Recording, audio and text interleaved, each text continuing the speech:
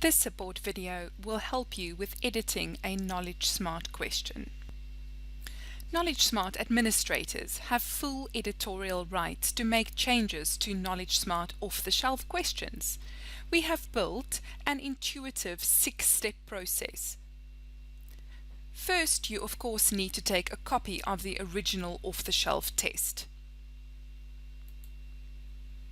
This will place a copy of the published content in your drafts area and make it editable.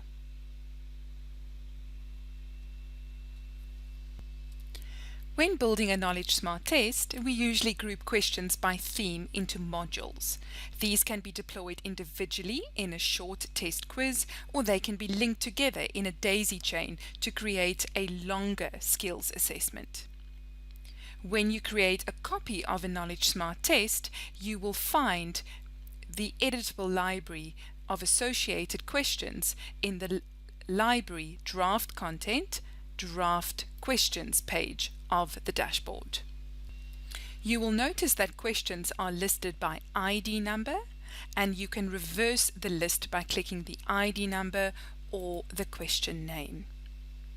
Use the page numbers at the bottom here to move through the library.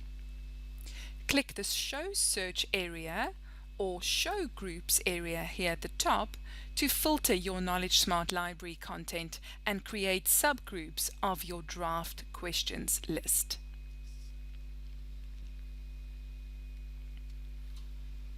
Hover your mouse over the Edit Question button shown here and notice that a small pop-up menu appears to the left of the Edit Question icon. This allows you to skip straight to the relevant step of the edit process, depending on the change that you want to make.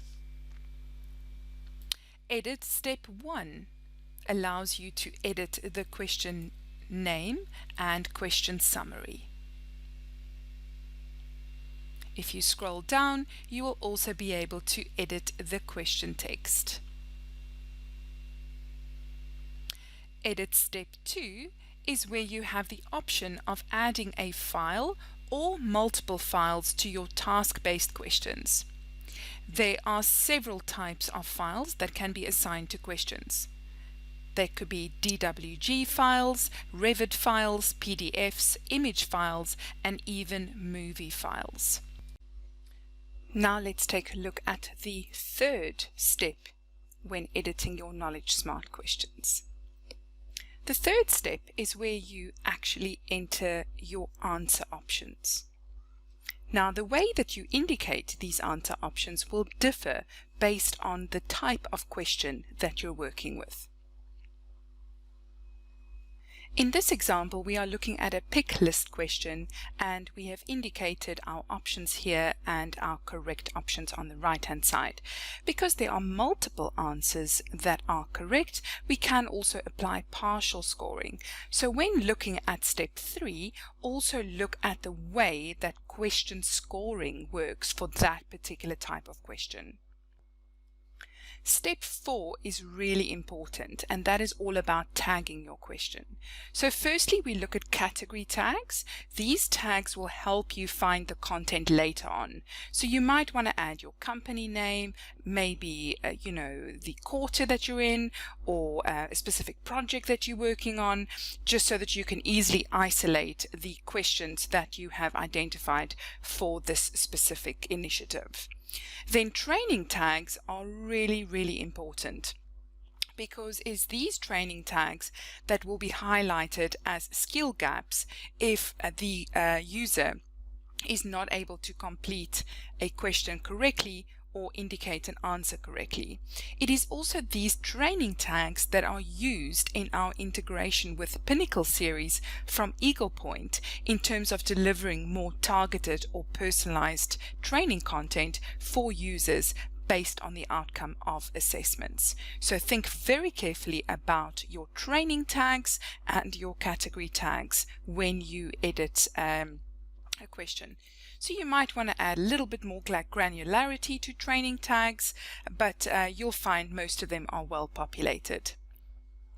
Then below here we can also indicate whether a specific question is knowledge based or task-based. And for task, we give you two options: task interrogate and task modify. So in most cases, you probably will not need to edit these options. And of course, the last one is about skill level. Then step 5 is about coaching material.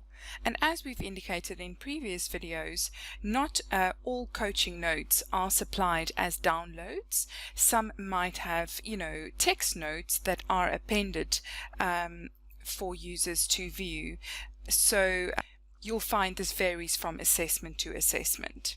Coaching notes may include movie files, they may include images, or just coaching text. Step 6 is about links to learning.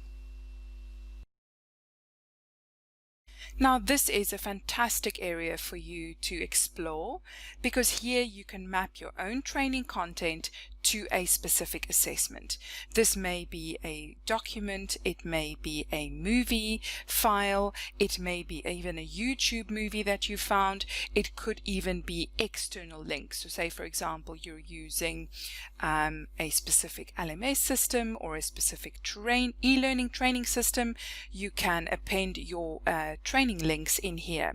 That way when the learner gets their assessment report, they will be pointed to these targeted learning resources after the assessment.